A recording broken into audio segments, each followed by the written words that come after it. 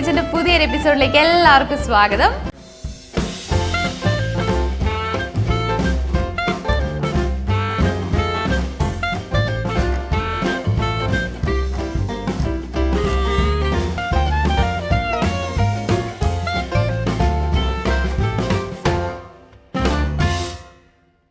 ഓണപ്പരമ്പരയിലെ 4ാമത്തെ recipe ആയിട്ടാണ് ഞാൻ ഇന്നിവിടെ വന്നിരിക്കുന്നത്. അപ്പോൾ കഴിഞ്ഞ 3 വീഡിയോസും അമ്മേൻ്റെ ആയിരുന്നു. അത് എല്ലാവരും കണ്ടെന്ന് ഞാൻ കരുതുന്നു. കാണാത്തവരുണ്ടെങ്കിൽ അവർക്ക് വേണ്ടി ഞാൻ ലിങ്ക് താഴെ കൊടുത്തേക്കാം. എല്ലാവരും ഒന്ന് കാണണം കേട്ടോ.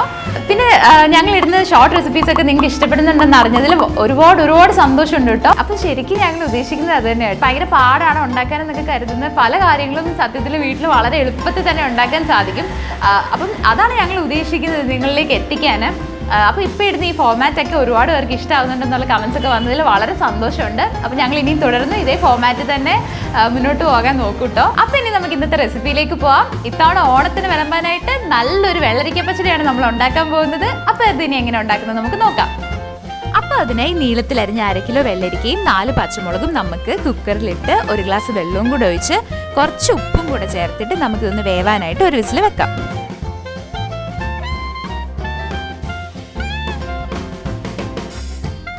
ഇനി നമുക്ക് അതിലേക്ക് ചേർക്കാനുള്ള കൂട്ടുകളൊക്കെ ഒന്ന് തയ്യാറാക്കി എടുക്കാം. അതിനായി ആദ്യം നമുക്ക് 1 സ്പൂൺ കടുകിട്ട് കുറച്ച് വെള്ളവും കൂടെ ഒഴിച്ചിട്ട് ഒന്ന് നല്ലപോലെ ചതച്ചെടുക്കാം.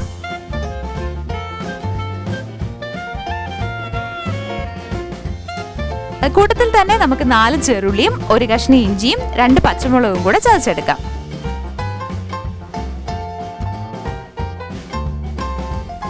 ഇനി നമുക്ക് 1 ഗ്ലാസ് തേങ്ങയും 1 സ്പൂൺ ജീരകവും ഇടയ്ക്കിടയ്ക്ക് ഇളം ചൂടുവെള്ളവും ചേർത്ത് നമുക്ക് ഈ തേങ്ങയൊന്ന് നല്ല പേസ്റ്റ് പോലെ അരച്ചെടുക്കാം.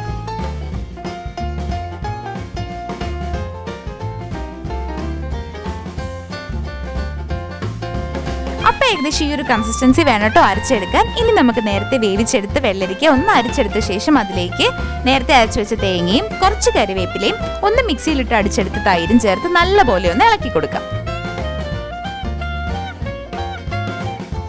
ഇനി ഇതിലേക്ക് കുറച്ച് ഉപ്പ് കൂടെ ചേർത്ത് നേരത്തെ ചതച്ച് വെച്ച കൂട്ടുകളും കൂടെ ചേർത്ത് ഇതെല്ലാം ഒന്ന് നല്ലപോലെ ഇളക്കിയതിന് ശേഷം നമുക്കിതൊന്ന് താളിച്ചെടുക്കാം.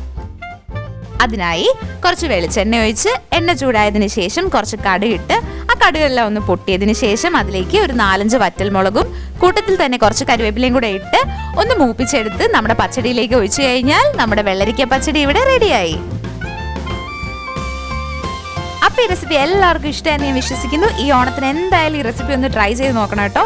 പിന്നെ ഈ വീഡിയോ ഇഷ്ടമായെങ്കിൽ ഇപ്പം തന്നെ ഒരു ലൈക്ക് ചെയ്യുക, ഷെയർ ചെയ്യുക. മയമ്മാസ് കിച്ചൻ ഇനി സബ്സ്ക്രൈബ് ചെയ്യാത്തവരുണ്ടെങ്കിൽ ഉടനെ തന്നെ മയമ്മാസ് കിച്ചൻ സബ്സ്ക്രൈബ് ചെയ്ത് അടുത്തുള്ള ബെൽ ബട്ടണും കൂടെ ഒന്ന് അടിച്ചേക്കണേ. അപ്പോൾ ഓണം സീരീസിലെ 5ാമത്തെ റെസിപ്പി ആയിട്ട് വരുന്നിടം വരെ ബൈ ബൈ.